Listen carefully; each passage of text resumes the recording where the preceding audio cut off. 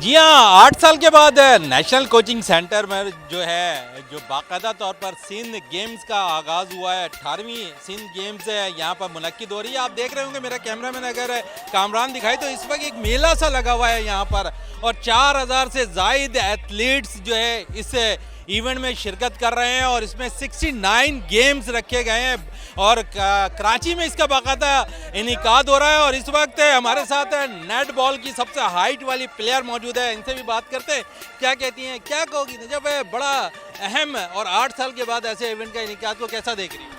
बहुत अच्छा लग रहा है कि इतने टाइम बाद ये इवेंट बहुत टाइम से पेंडिंग था और फाइनली हो रहा है सिंध गवर्नमेंट की वजह से, और काफ़ी बड़े लेवल पे हुआ है इस बार। हर साल चेंजेस होते हैं। मुझे बहुत अच्छा लग रहा है कि मैं नेटबॉल खेलती हूँ, तो हमारे लिए ऐसे प्लेटफॉर्म बहुत अच्छे हैं, और सिंध गेम्स स्पेशली इस लेवल पे बहुत अच्छा ज़बरदस्त लग रहा है हमें। बिल्कुल है, सिंध गेम्स के आगाज़ को बड़ा खुशाइंद करार दे रही हैं, और कह रही हैं कि एक अच्छी चीज़ है खिलाड़ियों को मिलती हुई दिखाई दे रही है। इस इवेंट के अंदर हमारे साथ और भी खिलाड़ी मौजूद हैं, इनसे भी बात करते हैं क्या कहते हैं। क्या कहोगे 8 साल के बाद इवेंट मुनक्किद हो रहा है? सर, एक तो सबसे अच्छी बात ये है कि सिंध गेम्स जो है कराची में मुनक्किद हो रहा है, और अगेन हमें जो है सिंध को रिप्रेजेंट करने का मौका मिला है।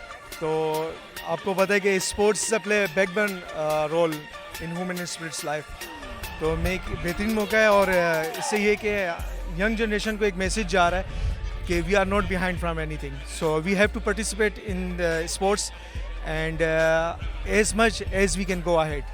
बिल्कुल कहते हुए नजर आ रहे हैं कि स्पोर्ट्समैन के लिए बेहतरीन है ये इवेंट है, और यहाँ पर इनको भरपूर तौर पर अपनी सलाहियतों का इजहार करने का मौका मिलता हुआ दिखाई देगा। जी।